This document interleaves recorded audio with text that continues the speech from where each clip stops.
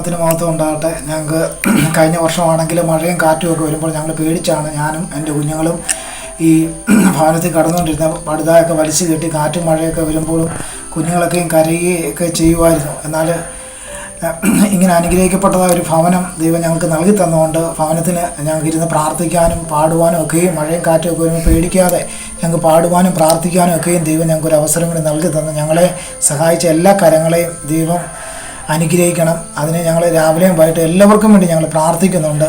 എൻ്റെ പേര് ജയമോൻ എന്നാണ്. ഭാര്യയും കുഞ്ഞുങ്ങളുമായി 2 കുഞ്ഞുങ്ങളുമായി ദൈവവേലയിലായിരിക്കുന്നു. എൻ്റെ ജീവിതത്തിൽ വീട് എന്ന് പറയുന്നത് വലിയൊരു സ്വപ്നമായിരുന്നു.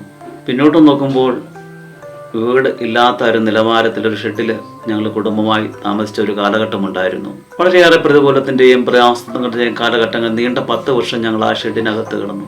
എന്നാൽ സർവ്വകൃപാലുവായ ദൈവം ഞങ്ങൾക്ക് ഒരു വീട് തന്നു.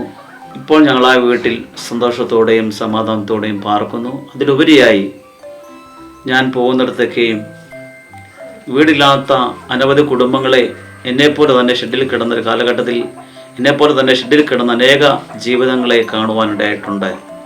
അവരോടെല്ലാം എനിക്ക് ഈ സാക്ഷ്യം പങ്കുവയ്ക്കുവാനും നിങ്ങളും ഇതുപോലെ പ്രാർത്ഥിക്ക്, ദൈവം നിങ്ങൾക്കൊരു വീട് തരുമെന്നതിൻ്റെ അനുഭവ സാക്ഷ്യം അവരോട് പങ്കുവയ്ക്കുവാനും ദൈവം എനിക്ക് കഴിഞ്ഞിട്ടുണ്ട്.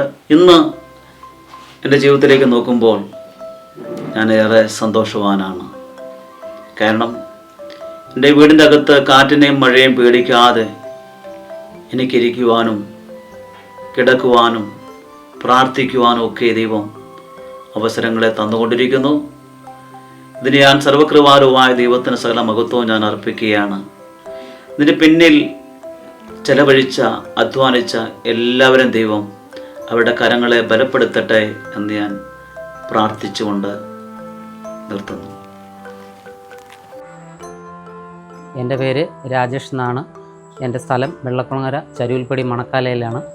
ഞാൻ പെയിൻറ്റിങ് ജോലിയൊക്കെ ചെയ്തുകൊണ്ടിരുന്നതാണ്. എനിക്ക് 2 മക്കളുണ്ട്. ഒന്ന് ആണും ഒന്ന് പെണ്ണുമാണ്.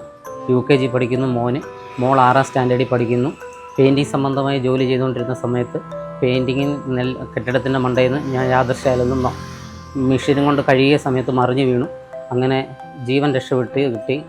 നട്ടലിന് അകൽച്ചയുണ്ട്. കുറച്ച് നാൾ ബെൽറ്റിട്ട് കിടന്നിരുന്നതായിരുന്നു. കുടിലിൻ്റെ ഫോട്ടോ അയച്ചു കൊടുത്തു. ഞാനിപ്പോൾ താമസിക്കുന്ന കുടിലിൻ്റെ വീട് ഇത് അയച്ചു കൊടുത്തു. അങ്ങനെ അമേരിക്കയിലുള്ള കുറച്ച് സഹോദരന്മാർ, എൻ്റെ ജ്യേഷ്ഠന്മാരായിട്ട് കരുതുന്ന ആൾക്കാർ എനിക്ക് ആ വീട് തരാൻ സന്നദ്ധം കാണിച്ചു.